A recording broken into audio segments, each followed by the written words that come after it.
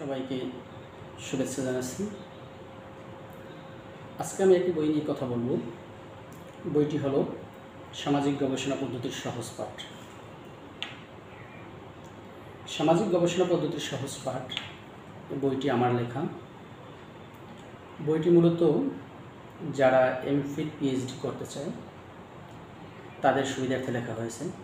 MPhil কিংবা পিএইচডির course work হিসেবে যে আমাদের কাজ করতে হয়, সেই কাজের জন্য কোর্স ওয়ার্কের একটা কোর্স হিসেবে সামাজিক গবেষণা পদ্ধতির সহজ পাঠ বইটি লেখা হয়েছে।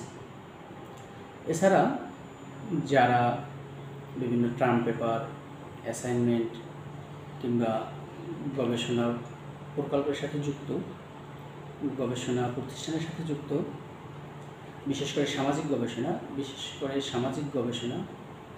এই সামাজিক গবেষণার সাথে যারা যুক্ত তাদের জন্য প্রয়োজনীয়।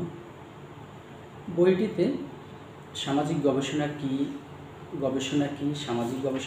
সামাজিক গবেষণার ধরন বা প্রকার যেটাই বলি, এই বিষয়টি নিয়ে আলোচনা করা হয়েছে। গবেষণার কিছু মৌলিক যে ধারণা আছে বা যে বিষয়গুলো ব্যতীত গবেষণা আসলে সম্পন্ন হয় না, সেই মৌলিক উপাদানগুলো সম্পর্কে আলোচনা করা হয়েছে গবেষণার প্রশ্ন সম্পর্কে। গবেষণার যে পদ্ধতি আছে, আমরা জানি গবেষণা দুই ধরনের, একটা গুণগত গবেষণা আর একটা পরিমাণগত গবেষণা। এই গুণগত গবেষণা এবং পরিমাণগত গবেষণা, এই দুই গবেষণার মধ্যে আবার বিভিন্ন ধরনের প্রকার রয়েছে। গুণগত পদ্ধতি এবং পরিমাণগত পদ্ধতি, এই দুইটা সম্পর্কে বিস্তারিত আলোচনা করা হয়েছে। এরপরেই মূলত সামাজিক গবেষণা আমরা যখন করব, তখন আমাদেরকে বিভিন্ন তথ্য উপাত্ত সংগ্রহ করতে হয়। এই তথ্য উপাত্ত সংগ্রহের কৌশল সম্পর্কে বিস্তারিত আলোচনা করা হয়েছে। তথ্যের প্রক্রিয়াজাতকরণ, তথ্য উপাত্ত বিশ্লেষণ, এ সকল বিষয় নিয়ে একটি অধ্যায়ে আলোচনা করা হয়েছে। এরপরে যে বিষয়টা, এটা খুবই গুরুত্বপূর্ণ, বিশেষ করে যে আমরা যারা যদি এমফিল ভর্তি হতে চাই কিংবা পিএইচডিতে ভর্তি হতে চাই, তাহলে আমাদেরকে অবশ্যই প্রথমে একটা সিনপসিস দিতে হয়, গবেষণা প্রস্তাব দিতে হয়। যে গবেষণা প্রস্তাবটা আসলে কীভাবে লিখব, সেই গবেষণা প্রস্তাব লেখার কৌশল, গবেষণা প্রস্তাবের উপাদান, গবেষণার টোটাল বিষয়টা, গবেষণা নকশাটা ধরুন, কীভাবে গবেষণা নকশাটা তৈরি করতে হয়, এই গবেষণা নকশার উপাদানগুলো কী, এই সকল বিষয়েও আলোচনা করা হয়েছে।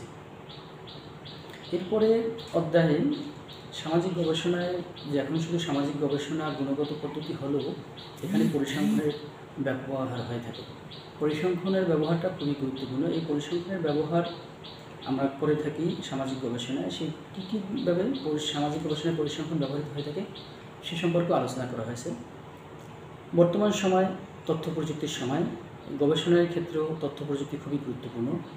তো গবেষণায় আইসিটির ব্যবহারটা কী হবে, কীভাবে আইসিটি ব্যবহার করতে হবে, এ সকল বিষয়েও আলোচনা করা হয়েছে। এরপর আছে গবেষণার নৈতিকতা ধারণা।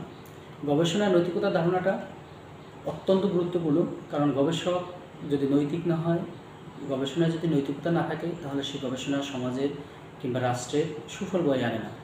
তো এই গবেষণার মূল উদ্দেশ্যই হলো সুফল নিয়ে আসা। সেই সুফল নিয়ে আসতে হলে অবশ্যই গবেষণার নৈতিকতা থাকতে হবে। এই নৈতিকতার নীতিসমূহ কী, গবেষণার অসৎ আচরণসমূহ কী, এই সকল বিষয়সমূহ সম্পর্কে আলোচনা করা হয়েছে। সর্বশেষ থিসিস লেখা এবং সম্পাদনার পদ্ধতি সম্পর্কে আলোচনা করা হয়েছে। মূলত এই 10টি ভাগে বইটাকে বিভক্ত করে, বা 10টি অধ্যায়ে বইটাকে বিভক্ত করে বইটিতে আলোচনা করা হয়েছে। বইটির সবচেয়ে বিশেষ বৈশিষ্ট্য হলো যেটা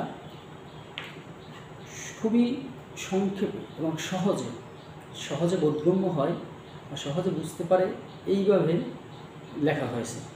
মানে অনেক কথা না বলে, যে কথা অপ্রয়োজনীয় কথা কিংবা কথার খাতিরে কথা, এইভাবে কথা না বাড়িয়ে যতটুকু প্রয়োজন, খুবই গুরুত্বপূর্ণ, যতটুকু দরকার, যেটুকু না হলে আসলে বা হয় না, গবেষণার যে জিনিসটুকু হলে আমরা সহজেই গবেষণাটা বুঝতে পারি, গবেষণা করতে পারি, সেইভাবেই সংক্ষেপে খুব সহজে বইটি সাজানো হয়েছে।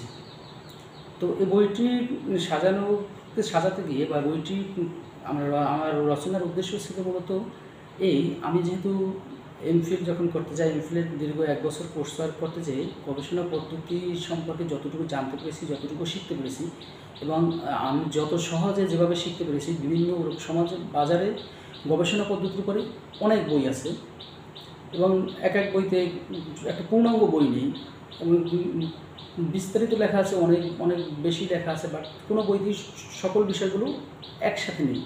তো আমি সেই কোর্স করতে গিয়ে, গবেষণা পদ্ধতির কোর্সটা করতে গিয়ে বিভিন্ন বই থেকে তথ্য সংগ্রহ করে যতটুকু আসলে আমাদের জন্য দরকার একজন এমফিলের স্টুডেন্টের জন্য, আমাদের পিএইচডি স্টুডেন্টের জন্য, সেগুলোকে একত্র করার চেষ্টা করেছি এবং সেই একত্র করে যখন দেখলাম যে না, আসলে এটা শুধু আমার না, অন্যান্যদেরকেও দরকার, অন্যান্যদেরও এর দ্বারা উপকৃত হবে, তখন এটাকে বই আকারে নিয়ে আসার চেষ্টা করেছি এবং তারই লিখিত রূপ হলো এই বইটা। যে নোটগুলো আমি করেছি, নোটগুলো লিখিত রূপ হলো সামাজিক গবেষণা পদ্ধতির সহজপাঠ বইটি যারা গবেষণায় আগ্রহী তারা সংগ্রহ করতে পারেন।